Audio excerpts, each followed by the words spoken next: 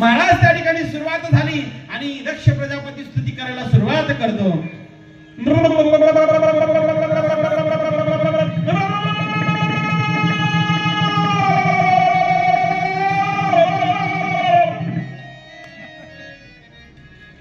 हसणार की नाही? महाराज असं स्तुती केल्यानंतर स्मित हास्य दिलं महादेवाने आणि त्याच्यावर कृपा सिंधू झाले. म्हणतोय पासून महादेवाला कट्टर भक्त असं बोकड्यानं माझ्या आवाज काढून. काही लोक म्हणतो ते महादेव मंदिर काही महादेव भक्त असे का करतात बाबा? प्रश्न पडला असेल ना, अशी स्तुती करतात ना, का करतात? त्याचं कारण असं आहे की देवाला जर लवकर प्रसन्न करायचं असेल तर तुम्ही सासऱ्यासारखी स्तुती करा, असा आवाज काढा महाराज बोकडासारखा. भगवंत लोक स्मित असेल. म्हणून महादेवाच्या दरबारात तुम्ही गेलात तर अशी आरोळी द्यायला शिका. शास्त्रालय जेव्हापासून त्यावेळेस सांगितलं की सासरी बुवा देव अशी स्तुती माझी करेल आणि देवादी देव महादेव त्या ठिकाणी प्रसन्न झाले आणि मग त्या ठिकाणी दुसरी दृष्टी फिरवली तर आपली सती जळते.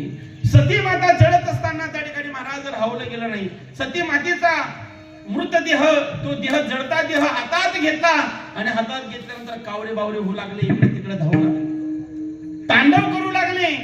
त्यावेळेस महाराज म्हणू लागले की जर देवादी देव महादेवाला सगळे देवादी देव म्हणतात की महादेवाला जर आपण आताच थांबवलं नाही तर पूर्ण सृष्टीचा संहार करेल महादेव, तांडव करतील. मग महाराज वैकुंठ नावाचा बाण त्या ठिकाणी त्या सती मातेच्या दिशेने सोडलेला आहे आणि त्या सती मातेच्या देहाला तो बाण लागला. त्याचे 52 तुकडे झाले. सती मातेचे 52 शरीराचे तुकडे झाले. किती? तसे सगळे काही इतिहासकार म्हणतात 52 तुकडे झाले 52. पण जर 52 पकडत असाल तर मग अर्धी सप्तशृंगी ही पकडता येणार नाही. मी 52 का म्हणतोय?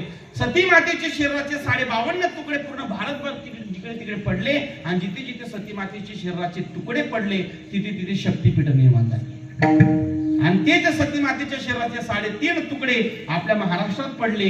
पहिलं आई रेणुका, दुसरी महालक्ष्मी आणि तिसरी तुळजा भवानी आणि अर्ध शक्तीपीठ म्हणजे आपली आई म्हणून मी म्हटलं 52 शक्तीपीठ त्या ठिकाणी निर्माण झाले. अशी सती मातेचा हा इतिहास. आणि त्या ठिकाणी महाराज आता सती माता गेली, तिच्या विरहामध्ये रात्रंदिवस होत आहे. पुन्हा सती माता हिमालयाच्या उदरामध्ये जन्माला आली आणि तिचं नाव ठेवलं गेलं पार्वती.